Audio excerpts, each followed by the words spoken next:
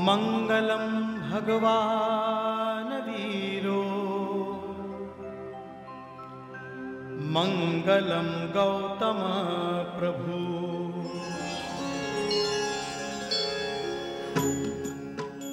ॐ नमो अरिहन्ताणं नमो सिद्धाणं नमो आयर्याणं नमो वचायाणं नमो लोये सवसाहूणम्।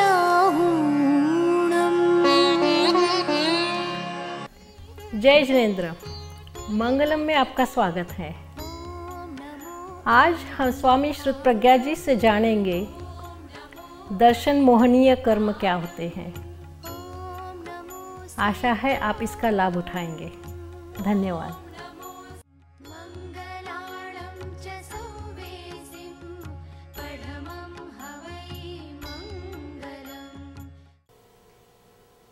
मंगलम भगवान वीरो मंगलम गौतम प्रभु मंगलम स्थूलिभद्राद्या मंगलम कुंद कुंदाद्या जैन धर्मोस्तु मंगलम जैन धर्मोस्तु मंगलम। सदगुरु के चरणों में वंदना। जिज्ञासु बंधुओं बहनों, आज हम कर्मवाद की चर्चा को आगे बढ़ाए। पिछले दिनों हमने चर्चा की कि संसार की विविधताओं का कारण व्यक्ति का अपना कर्म है। आज हम दर्शन मोहनीय कर्म की चर्चा करें। मोहनीय कर्म के दो प्रकार, दर्शन मोहनीय एवं चारित्र मोहनीय। दर्शन मोहनीय क्या है, इस बात पर आज थोड़ा विचार करें। एक संसार जिन्हें हम अपनी खुली आंखों से देखते हैं, अपनी तर्क शक्ति और बुद्धि की शक्ति से उसे मैनेज करने की कोशिश करते हैं, लेकिन केवल खुली आंखों से दिखने वाला संसार ही जीवन की वास्तविकता नहीं है। एक संसार अपने भीतर भी है जो इन खुली आंखों से दिखाई नहीं देता। उस भीतरी संसार को, उस भीतरी जगत को, उस भीतरी अस्तित्व को देखने के लिए शायद हमें तीसरी आंख को खोलना होगा। वो तीसरी आंख का जब तक उद्घाटन नहीं होता, तब तक भीतरी संसार के प्रति हमारी रुचि नहीं बनती, हमारा आकर्षण नहीं बनता। और वो तीसरी आंख क्या है? वो तीसरी आंख श्रद्धा की आंख है। वो तीसरी आंख समर्पण की आंख है। वो तीसरी आंख आत्मविश्वास की आंख है। वो तीसरी आंख जब तक नहीं खुलती, वो श्रद्धा की आंख जब तक नहीं खुलती, तब तक हम आंतरिक जगत पर अपना विश्वास जमा नहीं पाते। वो श्रद्धा की आंख क्यों नहीं खुलती? हमने ऐसा कौन सा कर्म किया होगा जिसके कारण हम श्रद्धा के स्थान पर शंका करते हैं, विश्वास के स्थान पर अविश्वास कर बैठते हैं, समर्पण के स्थान पर तर्क वितर्क कर बैठते हैं? उसके कारण की हम खोज करें। क्यों हम अपने श्रद्धा तत्व को जगा नहीं पाते? क्यों हम नव तत्व के प्रति आस्थावान नहीं हो पाते? क्यों हम देव गुरु और धर्म पर विश्वास नहीं रख पाते? उसका कारण क्या है? क्यों हम अपनी आत्मा पर रुचि जगा नहीं पाते? इसका कारण क्या है? शास्त्र में उसका कारण दिया गया और वो कारण है दर्शन मोहनीय कर्म। दर्शन मोहनीय कर्म के कारण जीव के अंदर श्रद्धा पैदा नहीं होती, जीव के अंदर आस्था पैदा नहीं होती, जीव के अंदर अपने आत्म विकास की रुचि पैदा नहीं होती। और वही दर्शन मोहनीय कर्म संसार के प्रति रुचि जगाता है, वही दर्शनावरणीय कर्म बाह्य के प्रति आकर्षण पैदा करता है। ये दर्शनावरणीय कर्म का विरोधाभास है कि आत्मा के प्रति अरुचि, संसार के प्रति अरुचि, स्वयं के प्रति अरुचि और दूसरों के प्रति रुचि, चेतना के प्रति अरुचि और पुद्गल के प्रति रुचि, ये दर्शन मोहनीय का कारण है। हमारे पास इतना समय है, फिर भी हम आत्म साधना क्यों नहीं कर पाते?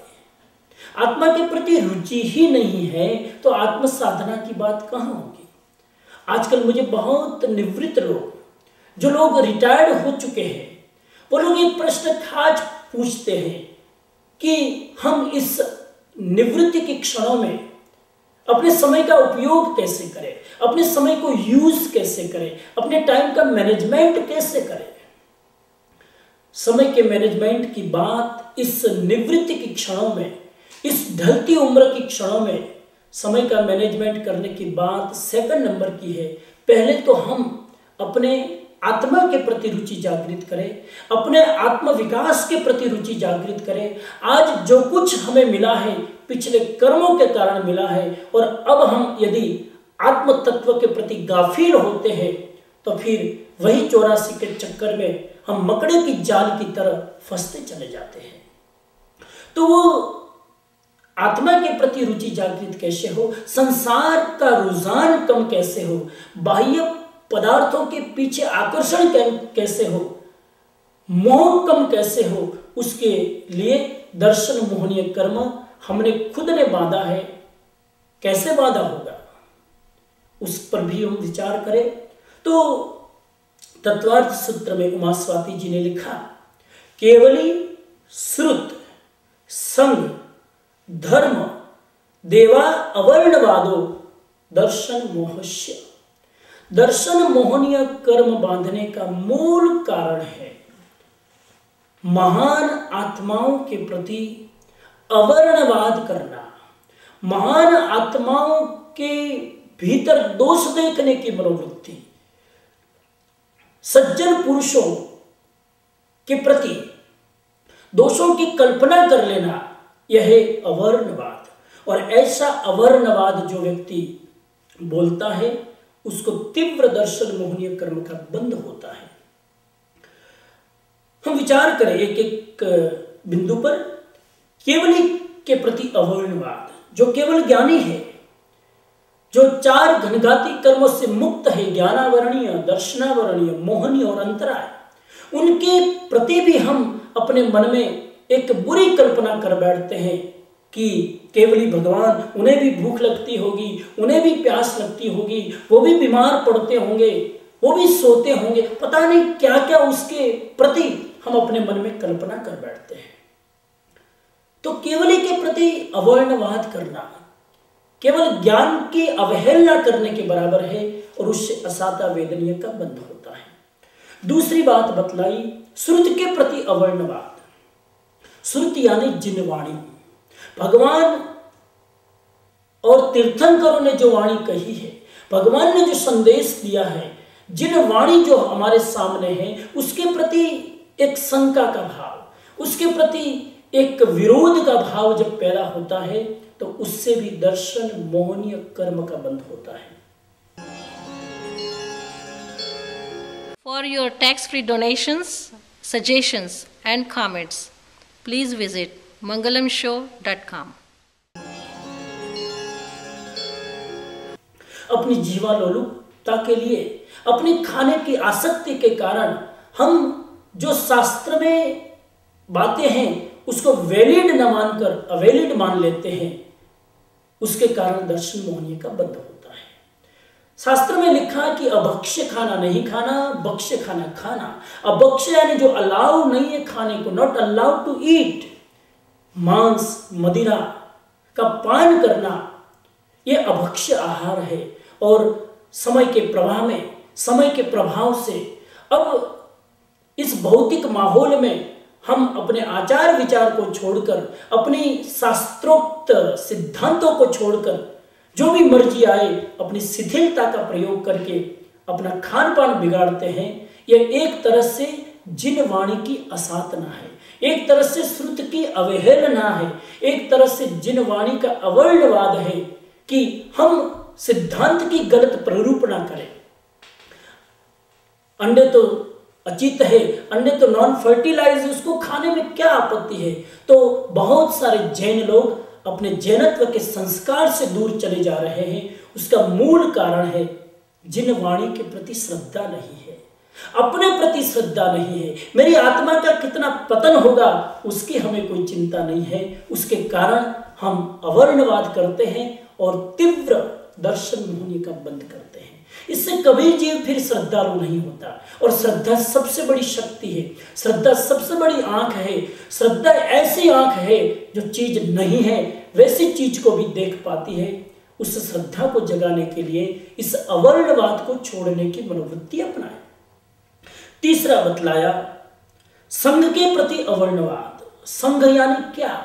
साधु, साध्वी, श्रावक, श्राविका, इन चतुर्विध धर्म संघ के किसी भी अंग के प्रति हम उसकी अवहेलना करें, उसको दोष देने की मनोवृत्ति रखें। जो साधु, साध्वी, श्रावक, श्राविका है उसके भीतर हम विरोध खड़ा करके उसके अंदर दोषों का आरोपण करें, उसकी मिथ्या प्ररूपणा करें, उसको हम दोषी ठहराए, ये एक तरह से अवर्णवाद है। तो किसी का बुरा न कहे। हमें किसने अधिकार दिया, हमने किसने जज बनाया कि हम सबका जजमेंट करते चले जाए। आज मनुष्य के अंदर ये मनोवृत्ति है कि जब भी निठल्ला होता है, निकम्मा होता है और जैसे ही दो लोग मिलते हैं तुरंत दूसरों की चर्चा चालू हो जाती है, एक दूसरे को गलत सिद्ध करने की कोशिश में लग जाते हैं। ये तीव्र दर्शन मोहनीय कर्मबंध का कारण बनता है। तो संघ के किसी भी सदस्य के प्रति हम अवर्णवाद न करें। असल में देखा जाए तो जितना आदमी के अंदर राग द्वेष प्रबल होता है, आदमी ऐसा ही इन चीजों में फंसता चला जाता है। आदमी की जैसी दृष्टि होती है उस दृष्टि के अनुसार आदमी वही देख लेता है। चीज क्या है, उस चीज को उस चीज के स्वरूप में देखने के लिए वीतरागता चाहिए। जितनी क्षमता होगी, जितनी वीतरागता होगी, उतनी वस्तु का वास्तविक दर्शन होगा। और जितना राग द्वेष होगा उतना उस वस्तु में हम अपने मन की कल्पना को आरोपित कर बैठेंगे। मुझे वो बात याद आ रही है, एक बिल्ली थी, वो एक बार सेठ के घर में रहती थी, पालतू बिल्ली थी। एक बार उसको विदेश जाने का मन हुआ और पहुंच गई यूरोप, लंदन गई और वहां पर महारानी के पास भी पहुंची, सब कुछ देखा। और जब पूरी यात्रा करके जब वापस लौटी तो अपनी सहेलियों ने, अपनी साथी बिल्लियों ने पूछा कि आप तो लंदन जाके आए, क्या देखा वहां के संस्मरण सुनाओ। आपने महारानी को देखा होगा, महारानी का रत्नजड़ित सिंहासन देखा होगा, कोहिनूर देखा होगा। तब इस बिल्ली ने कहा, छोड़ो ये सारी बातें, उस क्या रखा है कोहिनूर में, लेकिन एक बात है, वहां पर चूहे बड़े बड़े बड़े थे। मैंने चूहों को देखा और मेरी मुंह में लार टपकने लगी। अब बिल्ली ज्यादा से ज्यादा क्या देख पाएगी? उसके लिए कोहिनूर हीरे का मूल्य नहीं है, उसके लिए मूल्य है चूहों का। शायद हमारी दृष्टि भी ऐसी है कि परम अनंत चतुष्टयी आत्मा के कोहिनूर हमें दिखाई नहीं देते हैं, हमें इस सिर्फ भौतिक पदार्थ और उसकी आसक्ति दिखाई देती है और उसमें हम फंसते चले जाते हैं। तो आदमी की जैसी दृष्टि होती है आदमी वैसा देख लेता है। हम दृष्टि को शुद्ध करने के लिए अवर्णवाद से बचे, और अवर्णवाद से बचने के लिए मैंने निवेदन किया केवल कि हम अवहेलना न करें, श्रुत की अवहेलना न करें, संघ की अवहेलना न करें, और चौथी बात धर्म की अवहेलना न करें, धर्म का अवर्णवाद न करें। ये धर्म क्या है? ये धर्म में कुछ नहीं रखा है, ये धर्म तो अफीम है, ये धर्म को सिर्फ झूठा आश्वासन है। धर्म से किसी का कल्याण नहीं होता है। इस धर्म ने ही देश को बर्बाद कर दिया, इस धर्म ने ही व्यक्ति को कमजोर कर दिया। नहीं। धर्म तो हमारा स्वभाव है। जैसे मछली पानी के बिना नहीं रह सकती, वैसे व्यक्ति धर्म के बिना नहीं रह सकता।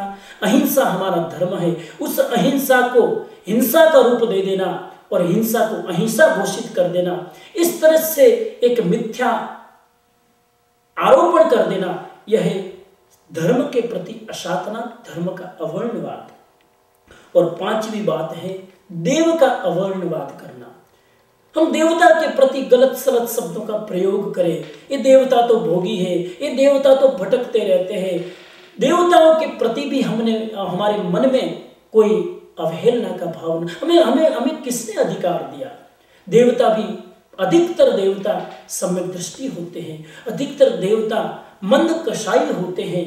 उन देवताओं में भी हम पॉजिटिविटी की दृष्टि रखकर कुछ अच्छाइयाँ देखें। तो कुल मिलाकर बात इतनी है कि यदि हमें अपने भीतर श्रद्धा लानी है, यदि हमने अपने भीतर शंका का जो जहर है उसे निकाल फेंकना है, तो हम केवल भगवंत के प्रति, जिन वाणी के प्रति, धर्म के प्रति, संघ के प्रति और देव तत्व के प्रति कोई भी अवर्णवाद न करें। उसके जीवन के प्रति हम मिथ्या कल्पना न कर बैठे, हम उसको गलत सिद्ध न कर बैठे, हम इस प्रपंच से दूर रहे। जितना हो सके हम अपनी बुद्धि को सम्यक रखें, तो मैं समझ पाता हूँ कि दर्शन मोहनीय कर्म से हम बच पाएंगे। यही तो वो कर्म है जिस दर्शन मोहनीय कर्म के कारण हमारे भीतर सम्यक्त्व डेवलप नहीं होता, हमारे भीतर सम्यक दृष्टि डेवलप नहीं होती, हम सम्यक्त्व नहीं बन पाते हैं। जो मोक्ष का पहला माइलस्टोन है, किसी को भी मुक्त होने की साधना करनी है तो पहला तत्व बतलाया, जिसकी हमने बहुत समय पहले चर्चा की, कि सम्यक दर्शन, दृष्टि की पवित्रता, ये मोक्ष का पहला साधन है। और दृष्टि को पवित्र रखने में जो बाधक बनता है वो दर्शन मोहनीय कर्म है। उससे हम मुक्त हो, अपने भीतर श्रद्धा को जगाए और कर्म बंध गया सो बंध गया। अब आज से हम संकल्प करें कि किसी के प्रति अवर्णवाद का प्रयोग नहीं करेंगे, किसी के प्रति दोषारोपण नहीं करेंगे। यहां तक कहा कि दोषी व्यक्ति के अंदर भी दोष का आरोपण नहीं करना चाहिए। वहां जो निर्दोष है उसके प्रति दोष का आरोपण करने से बहुत तीव्र कर्म का बंध होता है। हम ऐसे कर्म बंध से बचे और अपने भीतर श्रद्धा की शक्ति जगाए। इन्हीं आशा और विश्वास के साथ आज के विचारों को मैं विराम देता हूं। ओम शांति शांति शांति।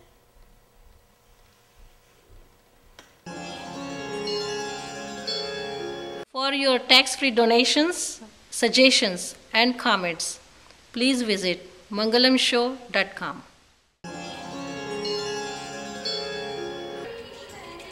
मंगलम में आपका फिर स्वागत है।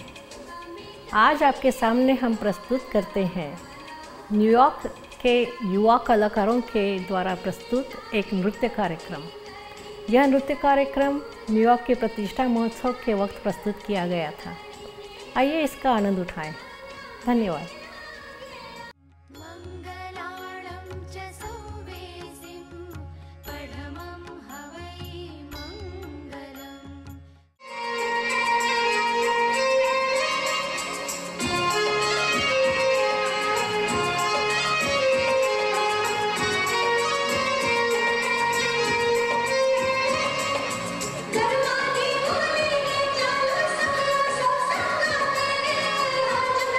Thank you.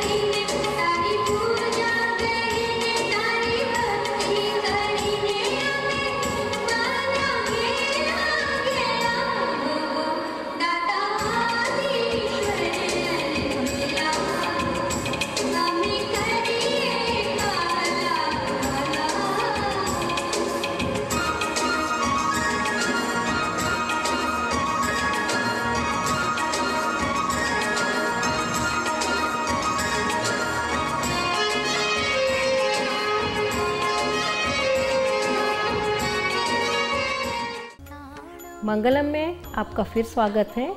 हम 8 सेगमेंट में आज प्रस्तुत करते हैं शेफाली अजमेरा को, जो अपने दर्शन मोहनीय कर्म पर बने पेंटिंग्स के बारे में बातचीत करेंगी।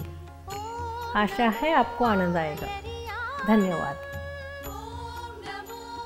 मङ्गलाणं च सौवेसिं पठमं हवै मङ्गलम्।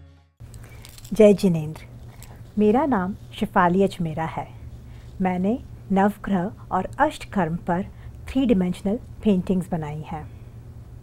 इन्हें मैंने रेजिन और सिलिकॉन रबर के मिश्रण से 3D बनाया है और मिक्स्ड मीडिया से इन्हें पेंट किया गया है।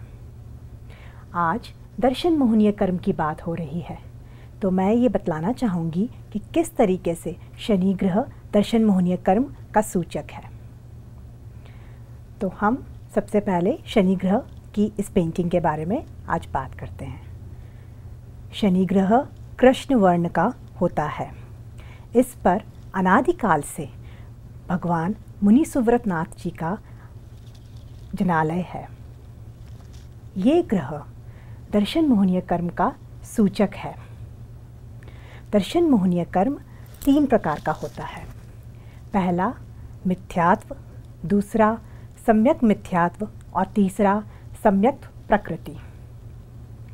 यहाँ पर कृष्ण वर्ण से पहली आत्मा दिखलाई गई है, जो कि सिर्फ मकान, कपड़े और खाना इत्यादि में ही मग्न है, जो कि मिथ्यात्व को दर्शा रही है। यहाँ पर तत्व में इस आत्मा का श्रद्धान बिल्कुल नहीं है।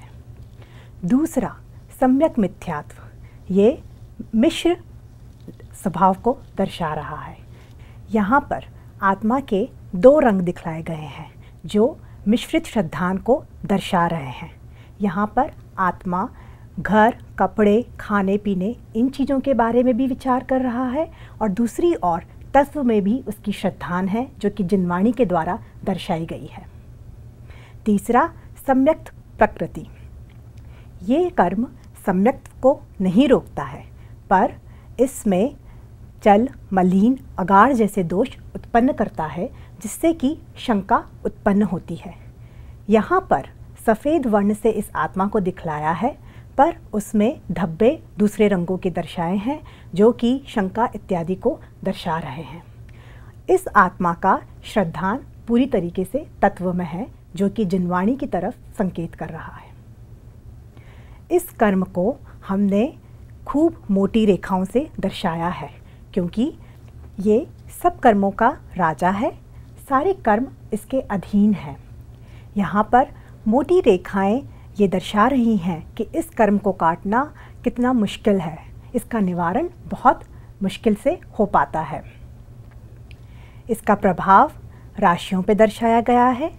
मकर और कुंभ राशि का ये स्वामी ग्रह है। यहाँ पर पृथ्वी है और फिर अंतरिक्ष भी दर्शाया गया है। इस पेंटिंग का यही सार है कि किस तरीके से जैन ज्योतिष के द्वारा हम दर्शन मोहनीय कर्म को जानकर उसके द्वारा उत्पन्न दोषों का निवारण मुनि सुव्रत नाथ भगवान की आराधना करके, उनके जाप्य मंत्र इत्यादि बोलकर वह उनके दर्शाए हुए मार्ग का अनुसरण करके निवारण कर सकते हैं या उन्हें घटा सकते हैं।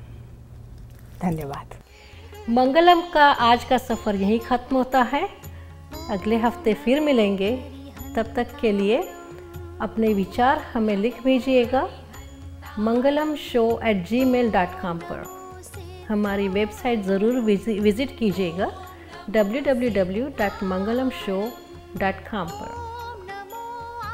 अगले हफ्ते तक आज्ञा दीजिए। जय जिनेंद्र।